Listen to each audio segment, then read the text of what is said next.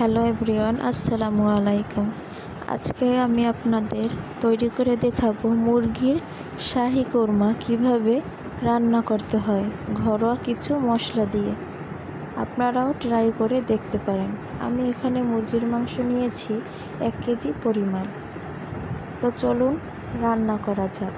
আমি কড়াইতে 2 টেবিল চামচ ঘি দিয়ে এতে পেঁয়াজ বাটা, বাদাম বাটা, পোস্তদানা বাটা, বেরেস্তা, আদা রসুন বাটা, এলাচ, তেজপাতা, কিশমিশ বাটা, মরিচের গুঁড়া, লবণ ভালো করে হাত দিয়ে মিশিয়ে নিয়ে ভালো করে কষিয়ে নিতে হবে। এরপরে একে একে মুরগির মাংসগুলো দিয়ে ভালো করে ঢেকে রেখে 15-20 মিনিটের মতো ভালো করে কষিয়ে রান্না করে নিতে হবে।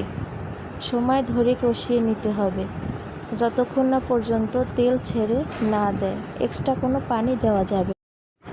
এভাবে আরও কিছু সময় কষিয়ে নিয়ে ভালোভাবে নেড়ে চেড়ে ভালোভাবে কষিয়ে নিতে হবে। এরপরে 1 কাপ দুধ, জাল করা দুধ আগে থেকে জাল করে নিয়েছিলাম, এটা দিয়ে দিতে হবে। আর কোনো পানি দেওয়ার দরকার হবে না। এভাবে ভালো করে পানি যতক্ষণ না পর্যন্ত না শুকায় ততক্ষণ পর্যন্ত রান্না করে 1 চামচ চিনি, 1 চামচ ঘি উপর দিয়ে দিতে হবে নামানোর 5 মিনিট আগে। এভাবে কিছু জাল করে নিয়ে তারপরে এতে পেঁয়াজ বেরেস্তা দিয়ে উপরে দিয়ে দিতে হবে, এতে ঘ্রাণটা ভালো আসে।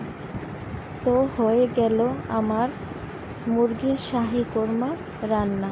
আপনারাও কিন্তু বাসায় এটা ট্রাই করে দেখতে পারেন, খেতে অনেক স্বাদ।